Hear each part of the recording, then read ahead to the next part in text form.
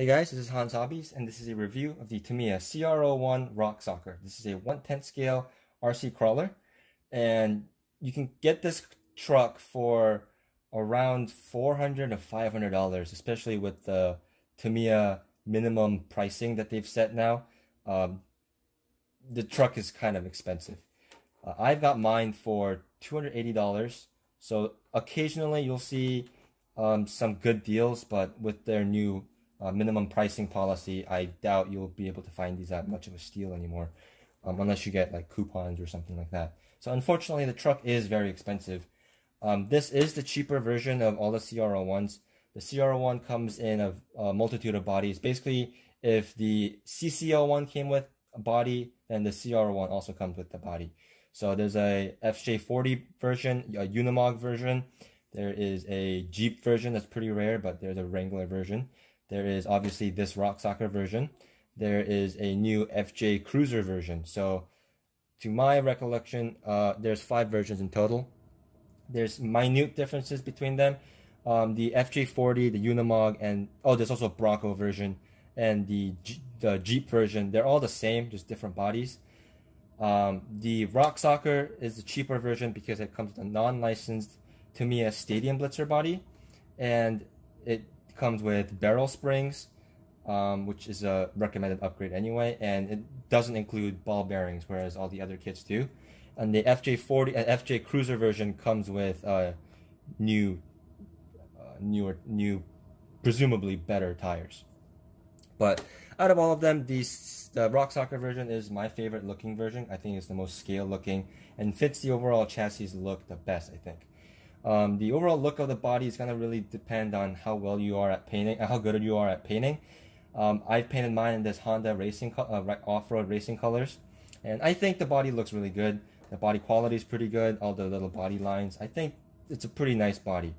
Box art would just be a metallic gray body with the decals. The decals aren't in the regular positions either, so some of it is different.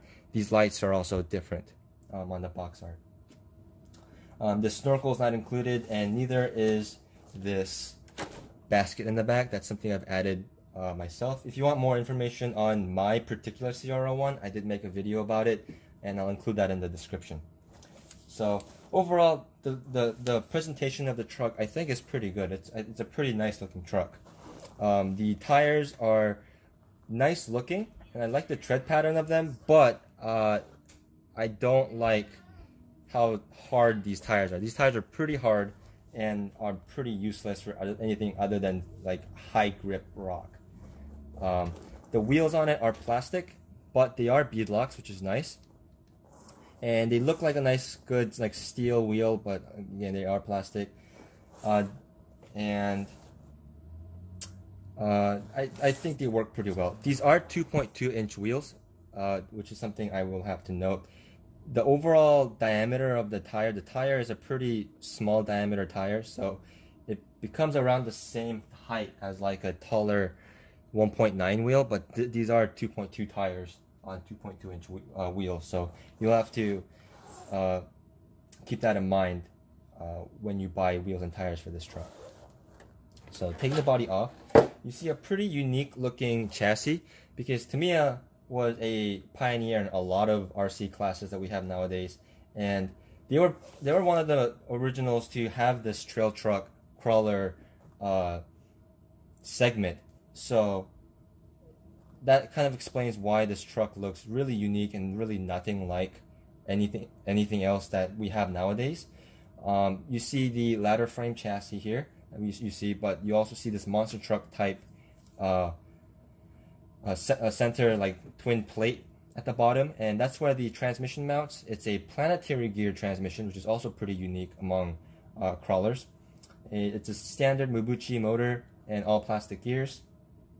I like how low it mounts, and the planetary gear system is pretty unique and a cool idea, but we'll have to see how well that works.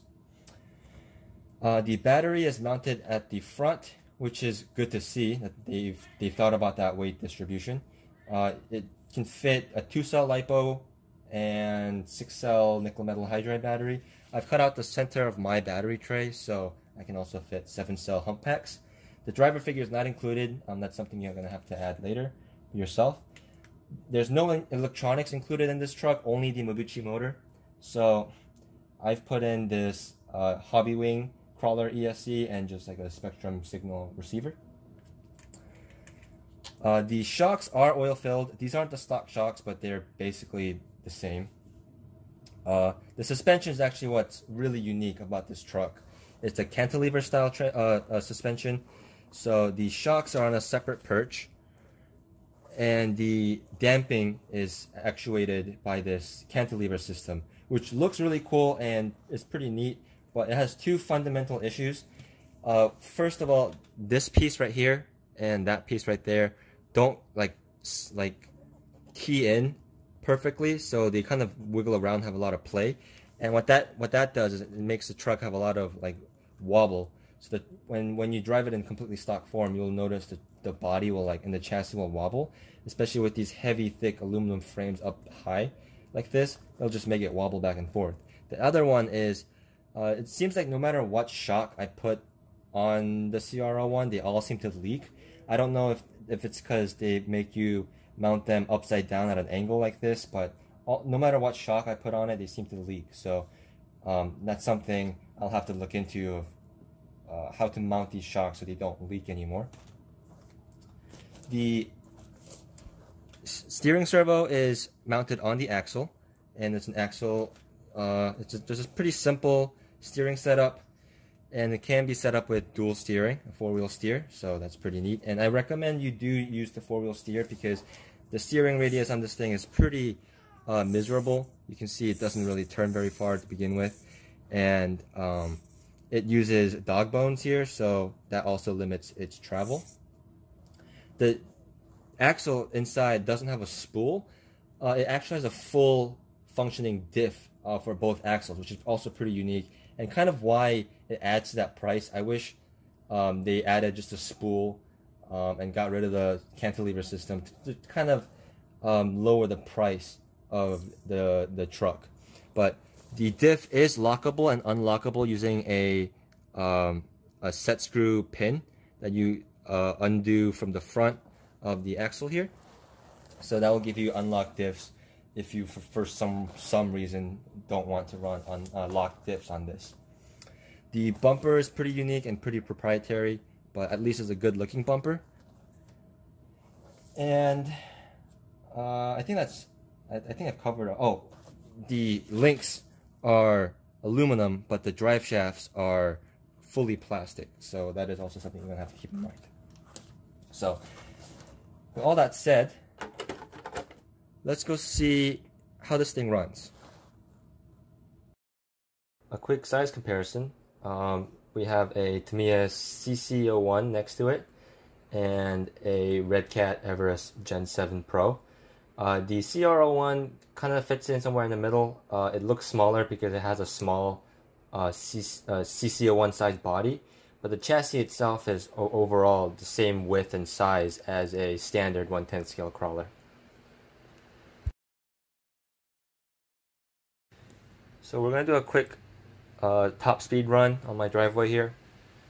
And being a trail truck crawler, it's obviously not very fast, but it is decently peppy.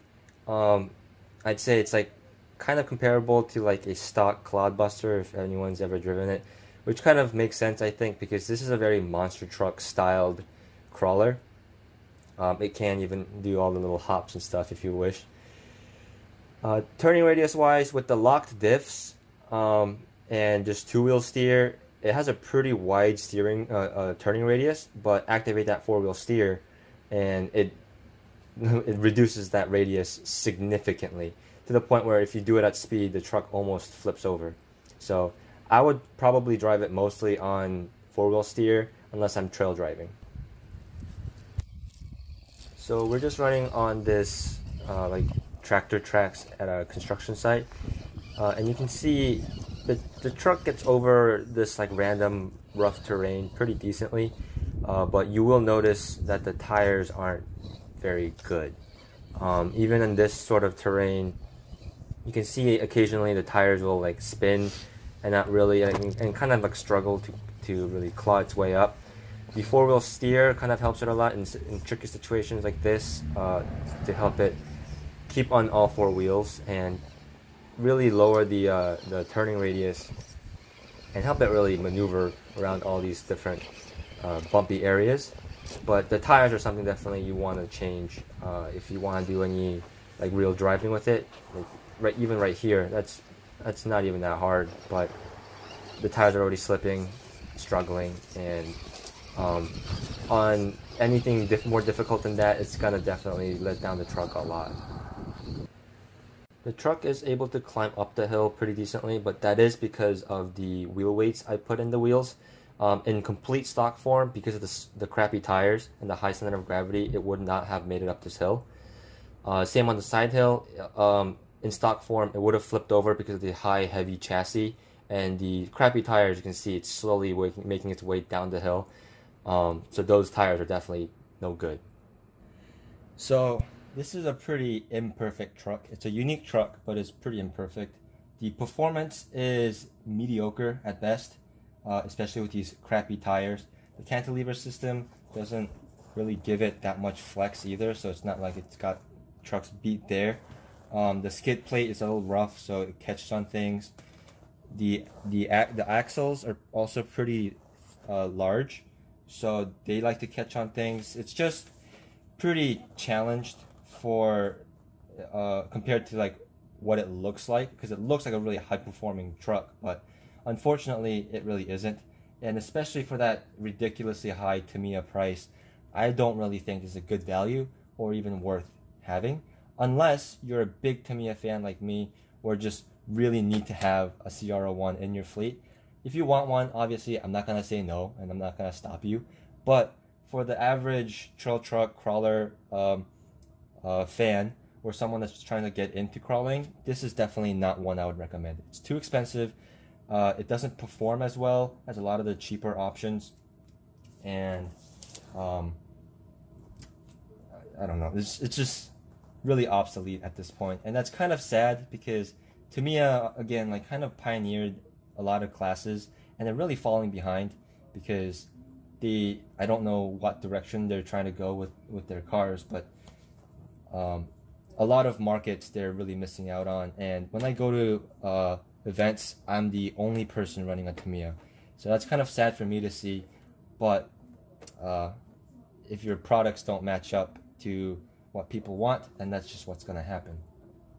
So I wish I could like really highly praise this truck and recommend this truck, because it is one of my favorite RC cars and I love this truck, but unfortunately, unless you are a big Tamiya fan like me, it's really not going to be worth it for you.